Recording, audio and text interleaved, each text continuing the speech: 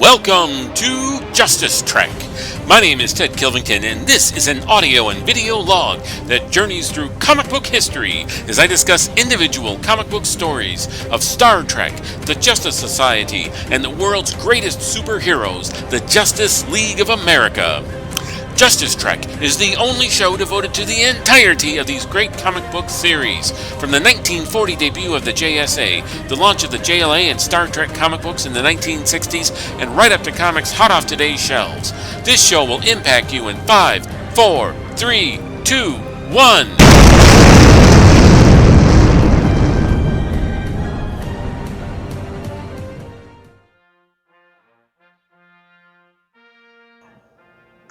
Hey, I'm Ted Kilvington. Welcome to Justice Trek. This is episode 5, where I will be covering the very first appearance of the world's greatest superhero team, the Justice League of America, from 1959's The Brave and the Bold, number 28. This comic not only features the first appearance of the Justice League, it also has the very first appearance of that big, giant movie star from the recent Suicide Squad film, or The Suicide Squad film, Starro the Conqueror. And last, and very certainly least, Brave and the Bold number 28 from 1959 as the very first appearance of Snapper Carr. Boom, boom, boom. Just a quick reminder, also available are the previous episodes, which include episode 3, where I covered the very first appearance of the Justice Society in 1940's All-Star Comics number 3, and the very first, episode 2, where I covered the very first expanded universe Star Trek story from 1967's Star Trek number 1 from Gold Key Comics, and episode 4, where I covered Star Trek number 1 from Marvel Comics, first part of their 1980 adaptation of the film Star Trek the Motion Picture. So, talking about Justice League, talking about Justice Society, talking about Star Trek. Gotta fulfill that mandate. Okay. First time I read this particular story was when I, in the mid-90s, I forget exactly which year, but for Christmas, I was given a copy of Justice League of America Archives Volume 1.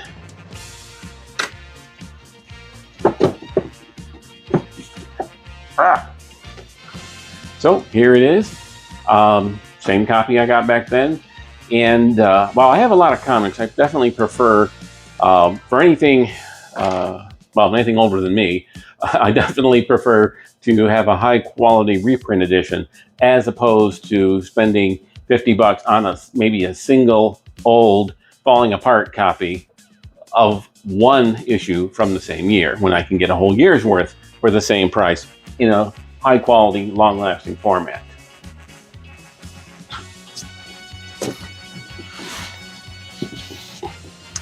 Now, that's not the only copy of The Brave and the Bold, number 28, that I have. I also have the story in this Justice League of America 100-page super spectacular. DC did a number of these in the early 2000s, in the style of the 1974 100-page spectaculars. So this is 30 years later. But it includes, that first Justice League story, includes a story from Mystery in Space number 75, where they meet Ken Jarrow and Adam Strange. And finally, a couple years ago, a different family member gave me a copy of The Brave and the Bold number 28, and Showcase presents Justice League of America Volume 1 in black and white.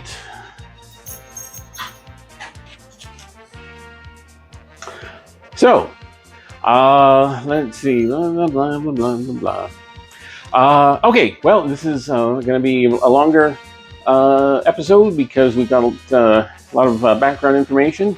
So let's get started.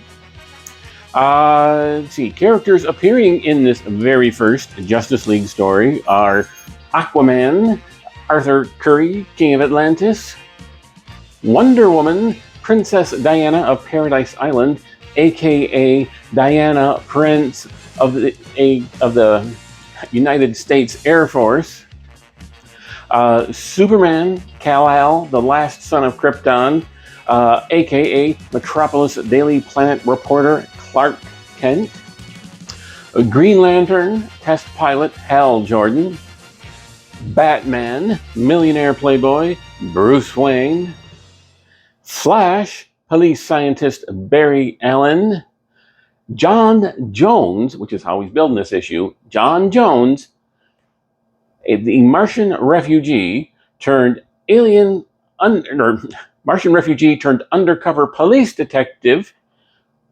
Jean Jones. So he's billed with his Earth secret identity of John Jones, but his Martian name is Jean Jones. Finally, last and certainly least, Snapper Carr. That's a Rhode Island teenager, and we'll find out in this issue how it is that he happens to join the Justice League. So, I'm going to use my announcer voice here. The caption on the first page introduced the team as follows, and I quote, "Foes of evil, enemies of injustice, to the mighty heroes of the Justice League of America, all wrongdoing is a menace that must be stamped out, whether it comes from outer space, from the watery depths of the seven seas, or springs full-blown from the minds of men. Banded together to fight all the foes of humanity, the mightiest heroes of our time battle the menace of Starro the Conqueror." The story begins with Aquaman swimming in the Atlantic Ocean as his friend Peter the Pufferfish warns him that a giant alien starfish landed in the ocean and transformed 3 Earth starfish into replicas of himself in order to aid in his conquest of the planet. Aquaman rises out of the water to summon his Justice League colleagues. Wonder Woman has no trouble blowing off a marriage proposal from Steve Trevor to hop into her plane, which was still called the robot plane at that time, even though it's either visible or transparent, however you want to define it. And then Wonder Woman heeds Aquaman's summons. Superman, on the other hand, is tied up protecting Earth from a meteor storm. Okay, you don't want meteors to kill people. Green Lantern has no problem ditching the experimental rocket plane he is flying in midair to fly off on a JLA business. Batman chose not to join the JLA in their fight, to focus instead on 2 unnamed arch enemies who have joined forces to loot Gotham City, as apparently the local police just aren't up to the job of, apprehending a couple of looters. There's a giant alien invasion wants to take over Earth, but who's going to stop these looters, right? So the Flash had no trouble dissipating a tornado before heading to the JLA's modernistically outfitted cavern headquarters.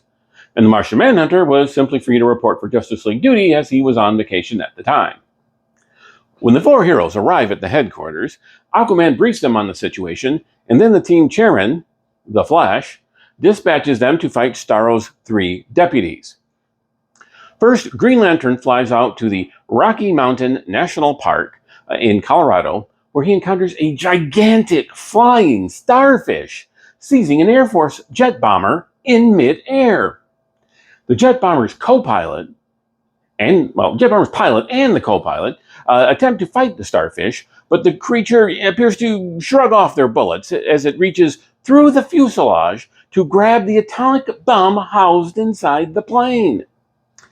As the creature flies off with the A-bomb, Green Lantern must first save the plane and pilots, making a makeshift landing ramp in the mountains. which that makes 2 planes in this issue he's had to deal with. And we're like only a few pages into the story. GL flies off in pursuit, but as he nears the starfish, the creature does the unthinkable and intentionally detonates the atom bomb. We now see an incredible test of Green Lantern's weapon as the power ring is able to generate a protective force field around the hero.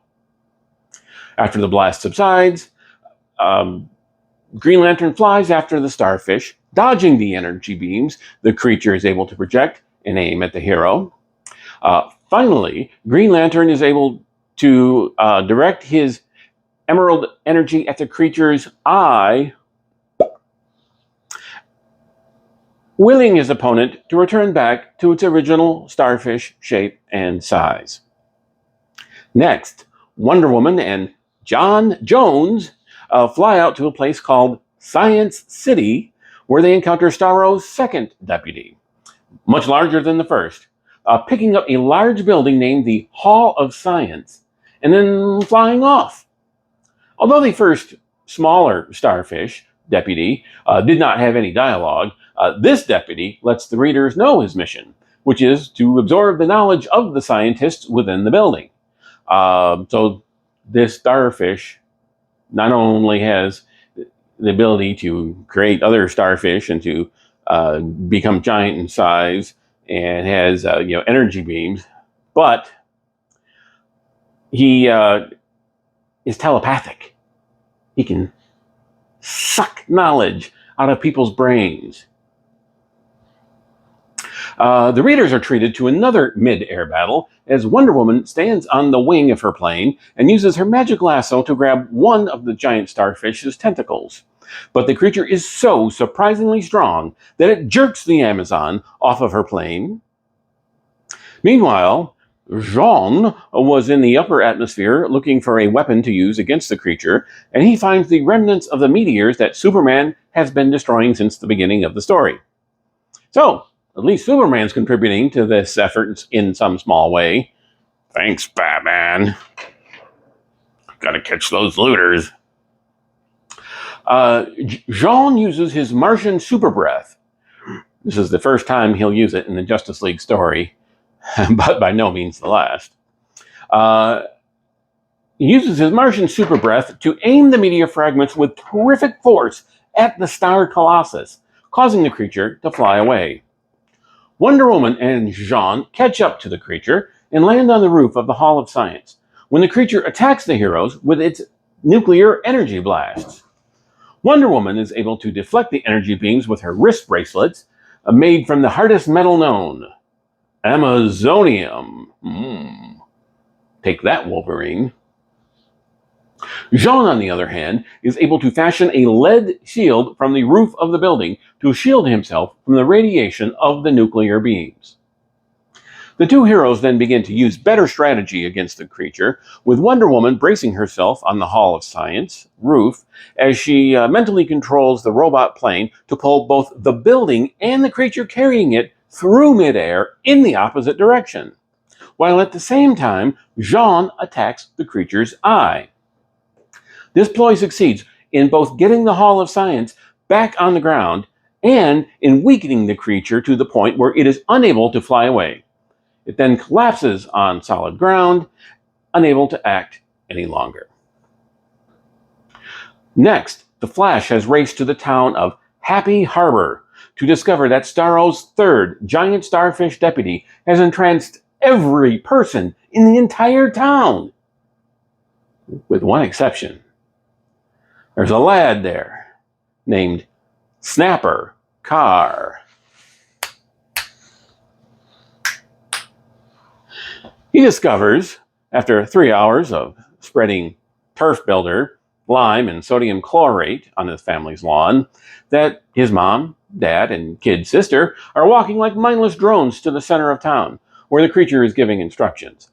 The creature notices that young Mr. Carr is not entranced and fires one of the energy beams at the lad, although the Flash is able to race ahead of the beam and rescue the boy. Flash places Snapper at a safe distance and then races back to Starro, dodging the energy beams along the way before he begins to run circles around the creature, just as he ran circles around a tornado earlier in the story. This allows Flash to disorient the deputy starfish, who then flies off in search of water to use as a hiding place, coming to rest in a nearby lake. The Flash, however, is able to use his super speed abilities to move the water in the lake in such a way that the giant starfish is uncovered, and then move the water in such a way as to pummel the creature into unconsciousness. During this time, Snapper has driven to the lake in his jalopy, and then he and the Flash race back to the town of Happy Harbor, where they discover the townspeople are no longer entranced. Snapper's dad tells the Flash that the Starro deputy had ordered them to proceed to a place called Turkey Hollow. We next see the original Starro hovering over land as he explains that each of his deputies was actually able to complete their mission. The first starfish deputy, before it was defeated, was able to absorb the nuclear energy from the atom bomb blast and then transfer that energy back to the original Starro. The second deputy was able to absorb the scientist's knowledge and transfer it back to the original Starro before it too was defeated. And the third deputy was able to transfer the knowledge of how to entrance humans, giving the original Starro the knowledge he needed not just to conquer Earth, but to conquer the entire universe. Just then arrives Wonder Woman, Aquaman, Green Lantern, and J'onn J'onzz. Starro swiftly attacks the most powerful member on the scene, Green Lantern, first with a mental beam, and then by turning itself yellow so that the power ring will be unable to affect anything colored yellow due to its built-in impurity. Then Starro fires a mental beam at the next most powerful member, Snapper. The least powerful person there on the scene, Snapper, to no effect. Green Lantern analyzes Snapper and determines that he is covered by an invisible layer of calcium dioxide, or calcium oxide, aka lime. So that's not the, you put the lime in the coconut. Don't put this lime in your coconut. All right. It's a chemical substance that's used, to treat lawns. It's the same lime he was spreading on his family's lawn earlier. Theorizing that the lime was what protected Snapper from Starro's entrancement ability, Green Lantern gathers several barrels of lime and powders every inch of the giant starfish with the substance, while at the same time, J'onn uses his super breath to hurl additional lime gathered by the Flash at the would-be conqueror, with the result that the giant starfish is imprisoned in an unbreakable lime shell. Afterwards, the League members, including Superman and Batman, now that the alien invasion is thwarted, and apparently I guess he picked up the looters, Batman's now able to hang out with the team. Come on, Snapper Carr contributed more to this story than Batman.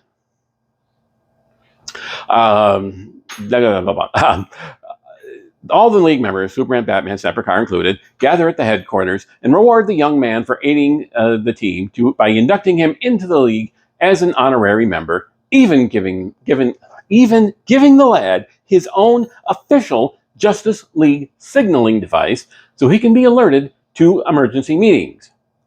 The story closes with the words, "What strange and evil forces will the All-Stars be called upon to battle next? Don't miss the next issue of the Justice League of America." All right, let's take a quick break. I'm going to play the credits, about half a minute, and then actually I think it's a quick break. And then I'll come back and talk more about my thoughts about JT0008. All right? Hey, click like, click subscribe, keep on Justice Trekking, and see you in a couple minutes, or half a minute, or see ya. If you have questions or comments, please feel free to send them to me on Twitter under the handle @JusticeTrek, or via email at thejusticetrek@gmail.com. Be sure to include the word "the" at the beginning of the email address. For research purposes, I rely heavily on dc.fandom.com, memory-alpha.fandom.com, comicvine.gamespot.com, the Grand Comics database at comics.org, and Mike Voil's website, Mike's Amazing World of DC Comics, at dcindexes.com. The opinions expressed are solely those of the host and any participants. This podcast is not a commercial enterprise and does not make any money. All copyrights are held by their respective owners. The opening sequence was animated by Craig Smith of Phoenix Studios. The opening music is Dragon Slayer by the Makai Symphony. The closing music pieces are the Superman theme, composed by John Williams, and the Star Trek theme from the original series, composed by Alexander Courage. Both closing songs are performed by the Superhero Orchestra.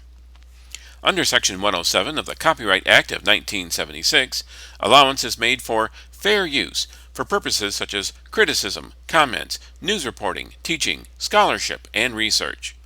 Fair use is a use permitted by copyright statute that might otherwise be infringing. Nonprofit, educational, or personal use tips the balance in favor of fair use. Hey, welcome back. Glad you decided to stick it around through the credits. I hope you're enjoying yourself. I know I am. Now let's get into my thoughts about The Brave and the Bold, number 28 from 1959. The cover to this issue showed 5 superheroes fighting the 5 points of a giant monster starfish. In the upper left of the image, the most recently introduced hero, the Hal Jordan version of Green Lantern, was using his emerald energy emitting power ring to blast Starro's eye in his central body. Moving clockwise around the menace, we see the least recently introduced member of our cover quintet, meaning Aquaman, because he's been around the longest of these 5 characters. He's grasping one of Starro's limbs. Next, we see Wonder Woman, whose first appearance in comics occurred almost exactly 1 month after Aquaman. She has one of Starro's limbs wrapped around her torso as she uses her magic lasso on a different limb. On that same limb, the Scarlet Speedster, the Barry Allen version of the Flash, who had been around for about 3 years at that point. And then finally, we see J'onn J'onzz, the Martian Manhunter, struggling to break free of Starro's remaining limb. This cover image was drawn in pencil by the talented Mike Sekowsky, finished in ink by the great Murphy Anderson, and was lettered by the visionary Ira Schnapp.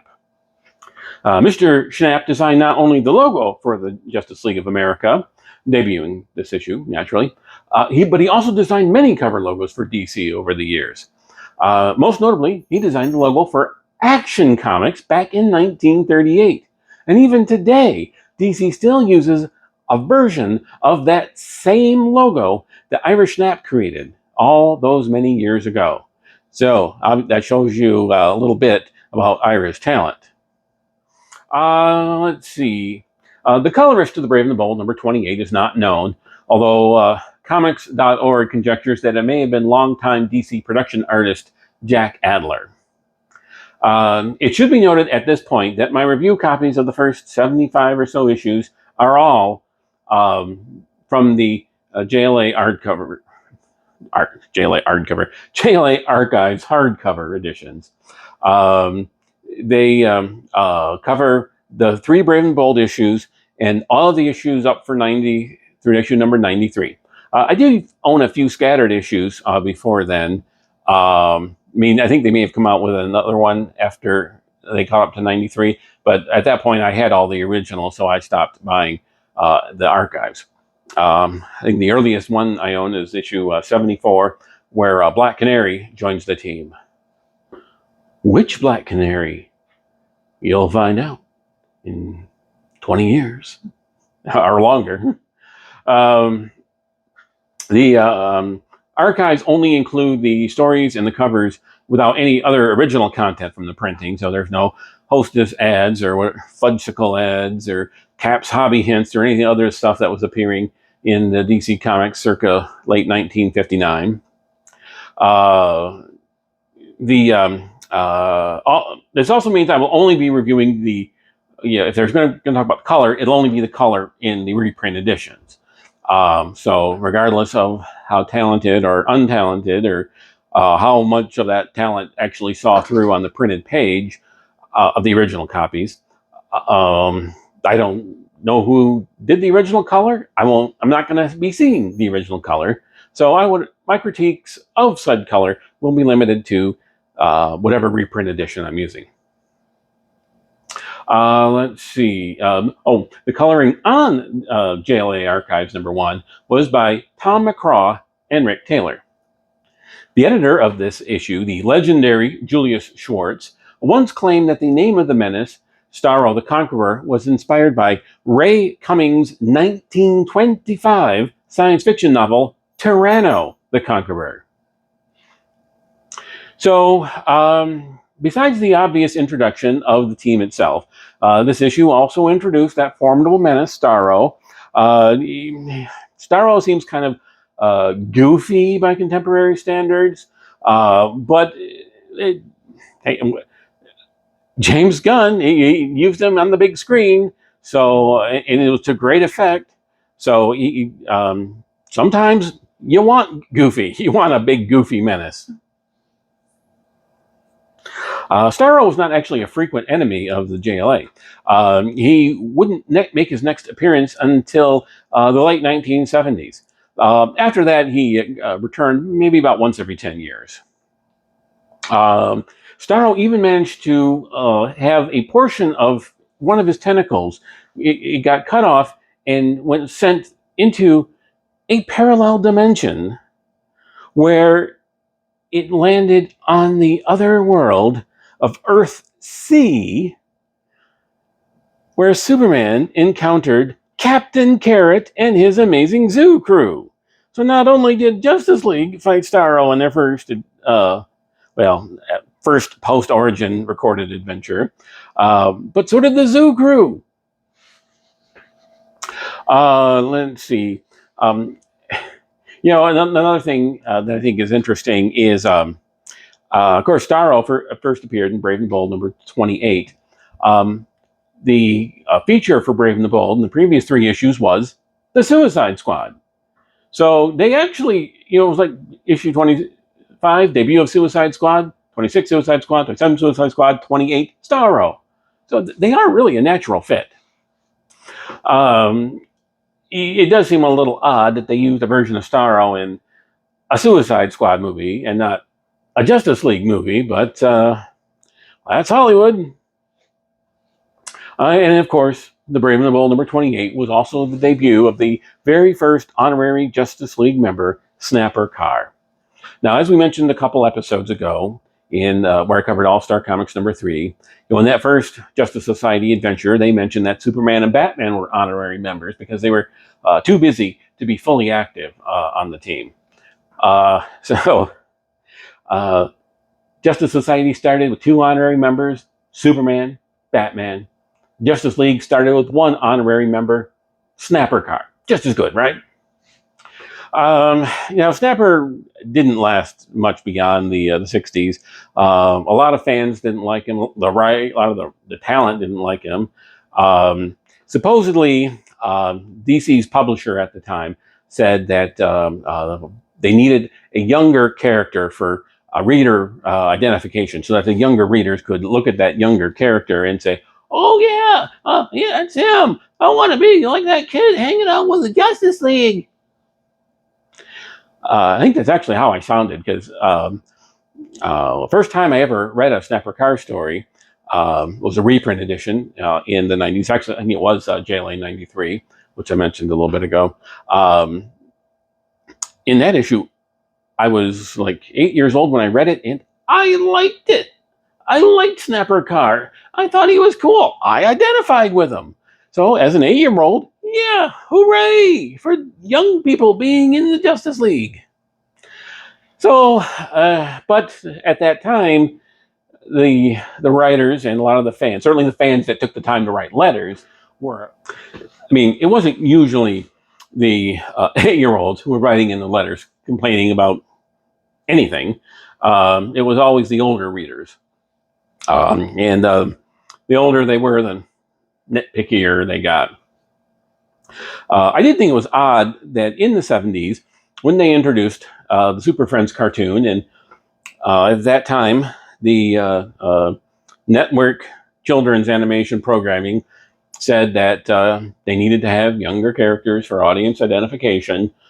They brought in some younger characters, but they brought in new characters. I mean, I can understand them bringing in a girl because you want to have that gender balance, but why bring in Marvin instead of Snapper Carr? I mean, should have been Snapper and Wendy, not Marvin and Wendy. Thanks, Marvin. Let's see. And then, of course, Marvin and Wendy both got bumped by the Wonder Twins. Let's see. Honestly, I did enjoy this issue. I had read many a JLA story in my preteen years, and the Gardner Fox, Mike Sikowski reprints were some of my favorites.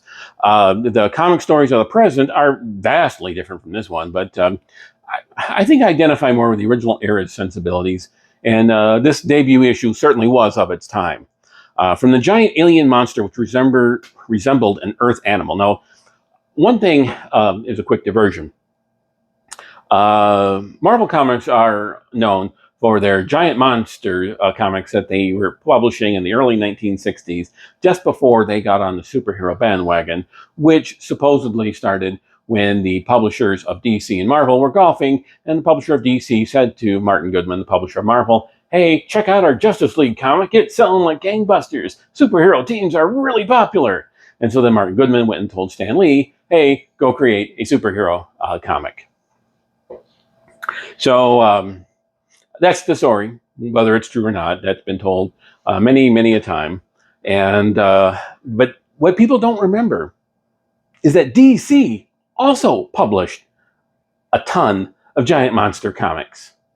The thing is, DC never stopped publishing superhero comics. So in Marvel, in, say, circa 1960, when this issue was released, you had giant monsters, westerns, romance, and the monster comics are a very tame version of what we would now call horror. DC also published romance and westerns. They also published war comics, the monster mystery comics, and they also published superheroes. DC was the second largest publisher at the time, second only to Dell Comics, which won its market share largely because of all the product licensing options it had, which by the end of the 60s, it lost those licensing options and just went. Sorry, couldn't do that falling down whistle. But DC had a lot of monster comics too. So it was not at all unusual for both the Justice League and the Fantastic Four to face giant monsters on the cover of their very first appearances. So, of course, you had the giant monster in this issue. You had the earnestly corny dialogue. You had the higher ratio of words to pictures than in later comics. To me, this is comics at its best. Now, I'm a child of the Bronze Age, so I definitely prefer Bronze Age comics to Silver Age. However, it's like Silver Age is closer to what I'm used to when I was growing up as a kid and fell in love with comics.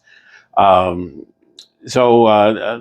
it's really more my cup of tea. I really appreciated the density of the prose. Although I did notice, even in the 80s, when I was talking to some of my fellow fans, a lot of them didn't take the time to read the captions. I mean, they would read the dialogue, they would look at the pictures, but they often didn't read the captions. A lot of times, the captions were not necessary to follow the story. Sometimes they were even plain redundant. The caption might read, "Superman prepares to fly away," and then you see Superman in a pose where he's about to fly away, and then he's thinking, "Oh, I'm about to fly away." So I can understand why you can skip over the redundant parts. But a lot of times it was the prose, which was in the style of the pulps in the 1930s, and especially when writers, the Bronze Age writers like Roy Thomas, Steve Englehart, Marv Wolfman, You were on the show last week. If you behave, maybe you can be on the show again. But no more show for you. Yeah, those later writers, they really had a feel for the prose, and so I appreciated the prose in this story. Of course, there were some truly silly items in this issue. Batman tracking down looters instead of fighting the Earth-threatening menace. The alien invasion just happens to take place at the same time. Would you stop that? The alien invasion just happens to take place at the same time as a meteor shower, thus distracting Superman. One bit from the first 25 or so issues of Justice League is that the editors of the Batman and the Superman comics were territorial, and they didn't want the Justice League writer and editor to poach their characters. But eventually, the publisher of DC said, "Hey," he said to the editors of Superman and Batman at the time, and I believe that was Mort Weisinger and Jack Schiff, he said to them, "Hey, Superman and Batman aren't your characters. They're the company's characters, and the company will use the characters in Justice League." And so after about issue 25, Superman and Batman began appearing regularly in the comic. Another thing I found a little too convenient, or a little too silly, I guess, would be that an atom bomb was discharged in the skies over Colorado with no discussion of how it would affect anyone other than the superhero, who was protected by his power ring. I mean, in reality, that radiation is going to be affecting everyone on the ground, regardless of how much it affects the superhero with the all-powerful alien power ring. Buildings are ripped from the ground and flown across the sky in the midst of a battle between two aliens and an Amazon princess, and yet the building and its inhabitants were unscathed. Despite being, this is one of my biggest gripes about this issue. Okay, we have a menace that comes from the sea, and Aquaman is barely in the issue. What the heck? If you're fighting a sea creature, why wouldn't you bring in Aquaman? And the very silliest thing about the story is Starro may have gotten away with it. And it wasn't meddling kids. It was Peter the Pufferfish that alerted Aquaman to alert the Justice League. Peter the Pufferfish. Plus, of course, the other thing that saved the day was some kid doing yard work. Ooh, that reminds me, I got him on the lawn. Silliness aside, the team that assembled this story was a great one. In case I haven't made it clear, the issue was written by Gardner Fox, pencil art by Mike Sikowski, ink art by the trio of Bernard Sachs, Joe Giella, and Murphy Anderson, lettering by Gaspar Saladino, and of course, it was edited by Julia Schwartz. Let's see. The color art in the reprint volume is very bright. I mean, part of it's the quality of the paper, but a lot of the DC reprints have that really bright coloring. I never understood why a lot of times the comic publishers made the false equivalence of thinking that brighter equals better. Brighter color does not mean better color. I mean, it's like these days, when you watch movies or TV shows, half the time you can hardly see what's going on because the colors are so muted. Ooh, you gotta have shadows. Well, no, in real life, people use lights. So if you're inside, say, an office building, you can see everything that's going on because you've got the lights.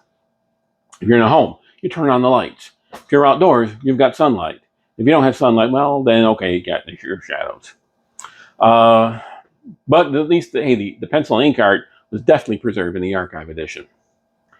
Now, I am first and foremost a fan of the writing of comic books. Now, I love the art. I mean, otherwise, if I only loved writing, I'd just be reading novels and not comics. But I myself have no artistic talent. So a lot of the terminology in the art, comics art, I'm certainly better than a non-comics fan, but I know a lot of the comic podcasters are artists themselves, and they can go into much better detail about the pros and cons of comic art than I can. So for me, I just wanted a few comments on the art style at the time. It was DC certainly was script first. Editor and or writer would come up with an idea, and then the editor would approve the idea, and then the writer would go home, turn that idea into, say, a 24-page script, and with each individual caption having its own description, and each caption having the caption, or each panel having the captions and the dialogue already included in the script. So when it got to the artist, they were already told, okay, this page is going to have 5 panels. Panel 1, blah, and it's going to have this caption and these 2 speech balloons. Panel 2 is going to have this scene, this image, and it's going to have 1 speech balloon and the smaller caption, etc., throughout the entire issue. And the artist just took that and made their way around it. And honestly, I always thought Mike Sekowsky's art was above average for his time. I definitely preferred the art, Mike Sekowsky's versions of Batman and Martian Manhunter over the artists in the regular series at the time. I mean, yeah, I'll take Mike Sekowsky's Batman over the Ghost artist, Bob Kane Ghost artists, definitely, the ones who were doing the work circa 1960. Now, Sekowsky's body types were a little different. Certainly, when I say different, I mean different from other artists, and of course, so the characters also looked a little different body type wise, as they would in their own comics. In a comic, other comics, the heroes were more slender, whereas Sekowsky's figures were a little stockier. Nothing wrong with that. In real life, people have a variety of body types, and it seems silly to think that all superheroes will fit some pre-existing body template. And of course, a lot of comic art over the last 25 years has been what you might say hyper-sexualized, but no one would ever make that comment about Mike Sekowsky's art. In the 2005 Tomorrow's publication, Justice League Companion, those great comic book fans, Roy Thomas and Jerry Bales, used words to describe Mike Sekowsky as his characters as bulky, stiff, or portly. But other professional artists would definitely appreciate Sekowsky's ability to handle these scenes with multiple characters interacting. Of all the scenes in this issue, the one that stood out most to me artistically was on page 7. There were no Justice League members on this page, as this was the scene where Starro attacked the Strategic Air Command bomber plane in midair and ripped out the atomic bomb. The scene where the gunner tries futilely to shoot Starro's tentacles looked like it could have been torn directly out of one of Fox or Schwartz's science fiction stories. The of the machine gun seemed out of place in the Silver Age superhero story, but Sekowsky made it fit right into the wild action of the issue. Assessing the ink work on the issue is much more difficult because there were 3 credited inkers, Sachs, Giella, and Anderson. It's difficult, at least for me, to tell which ink artist did what. Thankfully, comics.org tells us that the Green Lantern chapter was by Joe Giella, the Flash chapter was inked by Murphy Anderson, and the rest of the book was inked by Bernard Sachs.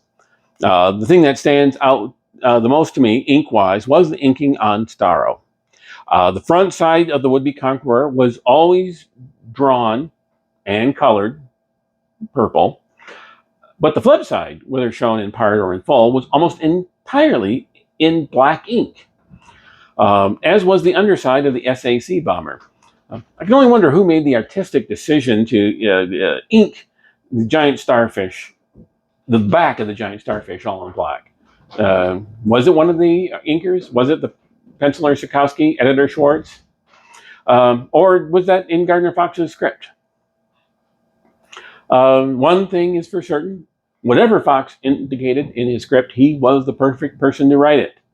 And if you watched a couple episodes ago, the first appearance of the Justice Society, Gardner Fox not only wrote this issue of Justice League with their first appearance 20 years earlier, he wrote the first appearance of the Justice Society. He's a legendary science fiction author and comic scribe. He wrote several novels in addition to his comics work. And, Fox was Julius Schwartz's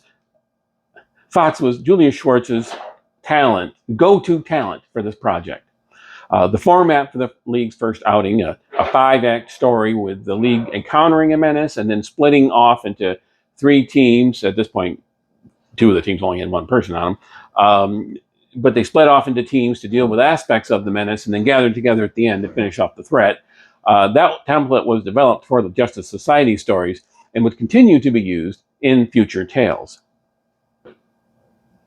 That's about it for my discussion of The Brave and the Bold, number 28. Remember, our previous episodes are available for your viewing and listening pleasure. Episode 1, where I covered 1976's Justice League of America, number 137, with the historic first meeting of Superman and the original Captain Marvel, Shazam. Episode 2, where I covered the very first expanded universe Star Trek story in Star Trek number 1 from 1968, published by Gold Key Comics. Episode 3, where I covered All-Star Comics number 3, first appearance of the JSA. Episode 4, where I covered 1980's Marvel Star Trek number 1, with the first chapter of their adaptation of Star Trek the Motion Picture.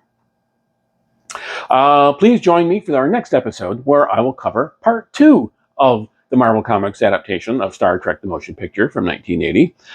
And please join me for the following episode, a very special episode.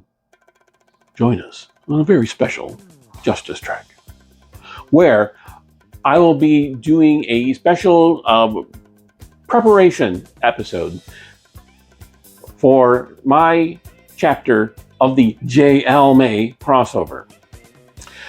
In the next, the episode, what's this? This is 6, episode 8. So after part 2 of the Star Trek adaptation, I'll be talking about not 1, but 2 classic stories with the Flying A's, the Avenger, Polish Avenger, the guy who shot down all those Nazi planes, Black Hawk, and his team. We'll cover his very first story from Military Comics number 1 in 1941. And we'll cover a very little scene. I don't even think it's ever been reprinted. A classic Black Hawk story from the year 1980. With Batman. So it'll be The Brave and the Bold, number 167, with Batman and the Black Hawks. There'll be 3 issues of The Brave and the Bold in our first 8 episodes. And this isn't even a Brave and the Bold podcast. What's up with that?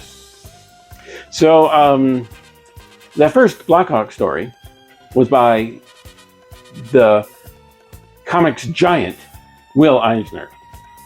You know, people talk about like who's the most influential person in comics. What was it, Stan Lee or Jack Kirby? Or, Jerry Siegel and Joe Shuster or Bob Kane, they created so many great things. But I'll tell you, Will Eisner is just as big an influence on the comic book industry as any of those. And he wrote and created the Black Hawks, the very first Black Hawks story. And we'll be talking about it in a couple episodes. And we'll be talking about Black Hawks meeting Batman in a story written and drawn by Marv Wolfman and Dan Adkins, Dave Cockrum, penciled by Dave Cockrum, inked by Dan Adkins. So, please keep watching, please click like, please click subscribe, and please keep on Justice Trekking.